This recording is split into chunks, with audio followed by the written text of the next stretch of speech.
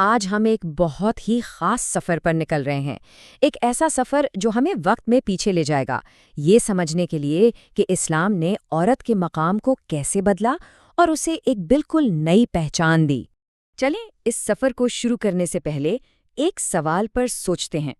کسی بھی معاشرے میں کسی انسان کی اصل عزت، اس کی اصل قدر کس چیز میں ہے؟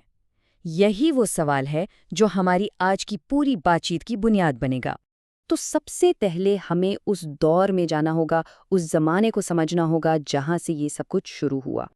تو اسلام کی آمد سے پہلے کا جو زمانہ تھا، اس میں عورت کا مقام کیسا تھا؟ اکثر انہیں معاشرے میں وہ عزت نہیں دی جاتی تھی جس کی وہ حقدار تھیں، ان کے حقوق بھی بہت محدود تھے۔ لیکن پھر تاریخ میں ایک بہت بڑا موڑ آیا، ایک ایسی تبدیلی آئی جس نے سب کچھ بدل کر رکھ دیا، اور ایک نئے دور کا آغاز ہوا۔ اور یہ کوئی چھوٹی موٹی تبدیلی نہیں تھی، یہ تو ایک مکمل انقلاب تھا۔ اسلام کی آمد نے عورت کے مقام، اس کی عزت کی ایک بالکل نئی تعریف کی۔ اس نے عورت کی اہمیت کو ایک نئے سرے سے بیان کیا۔ اچھا، اس انقلاب کا سب سے پہلا اور سب سے اہم قدم کیا تھا؟ وہ تھا ماں کو دیا جانے والا اعزاز۔ اس کو ذرا سمجھتے ہیں۔ اسلام نے یہ کہا کہ ماں کا درجہ والد سے بھی بلند ہے۔ اب دیکھیں، والد کی عزت اپنی جگہ بہت اہم ہے، لیکن ماں کو ایک قدم آگے رکھا گیا ہے۔ اور یہ کیوں؟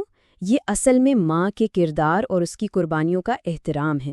ماں کی بات تو ہو گئی، اب آتے ہیں بیٹیوں کی طرف۔ یہ بھی ایک بہت بڑی تبدیلی تھی۔ دیکھتے ہیں کہ بیٹیوں کو رحمت کیسے کہا گیا۔ نبی اکرم صلی اللہ علیہ وسلم کا ایک بہت ہی مشہور فرمان ہے۔ آپ نے فرمایا کہ جس نے 2 بیٹیوں کی اچھی پرورش کی، وہ جنت میں میرے ساتھ ایسے ہوگا۔ یعنی یہ صرف ایک ذمہ داری نہیں رہی، بلکہ جنت میں آپ صلی اللہ علیہ وسلم کا ساتھ پانے کا ذریعہ بن گئی۔ اور اس ایسے ہوگا کو سمجھانے کے لیے آپ نے اپنی 2 انگلیوں کو ساتھ جوڑ کر دکھایا۔ مطلب اتنا قریب۔ یہ اپنے آپ میں ایک بہت بڑا پیغام ہے کہ یہ کتنا اہم کام ہے۔ اچھا، یہ جو اتنی بڑی بڑی تبدیلیاں آئیں، ماں کو عزت ملی، بیٹی کو رحمت کہا گیا، اس سب کی بنیاد کیا ہے؟ اس کے پیچھے فلسفہ کیا ہے؟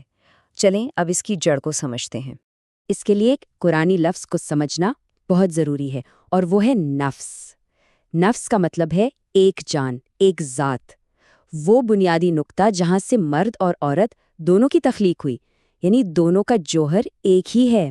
قرآن میں واضح طور پر کہا گیا ہے، وہی ہے جس نے تمہیں ایک جان سے پیدا کیا اور اسی سے اس کا جوڑا بنایا۔ یہ آیت بالکل صاف بتا دیتی ہے کہ مرد اور عورت دونوں کی اصل ایک ہے، کوئی کسی سے کمتر یا برتر پیدا نہیں ہوا۔ تو حاصل کلام کیا ہوا؟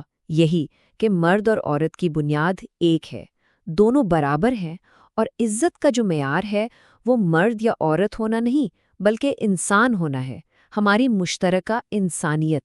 یہ تو ہو گئی اصول کی بات، لیکن سوال یہ ہے کہ کیا یہ باتیں صرف کتابوں میں تھیں یا ان پر عمل بھی ہوا؟ چلیں ایک حقیقی مثال دیکھتے ہیں۔ یہ مثال ہے نبی اکرم صلی اللہ علیہ وآلہ وسلم اور ان کی صاحبزادی حضرت فاطمہ کی۔ جب بھی وہ تشریف لاتے تو آپ صلی اللہ علیہ وآلہ وسلم ان کے احترام میں کھڑے ہو جاتے۔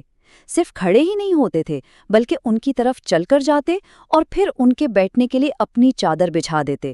اب یہ صرف ایک باپ کی اپنی بیٹی کے لیے محبت نہیں تھی، یہ پوری دنیا کے لیے ایک مثال تھی کہ ایک عورت کی عزت کیسے کی جاتی ہے۔ تو ہمارا یہ سفر یہاں ختم ہوتا ہے، اور یہ ہمیں ایک بہت اہم سوال کے ساتھ چھوڑ جاتا ہے کہ اصلی عزت کیا ہے؟ کیا وہ صرف الفاظ ہیں یا ہمارے اعمال؟ اصل احترام تو عمل سے ظاہر ہوتا ہے نا؟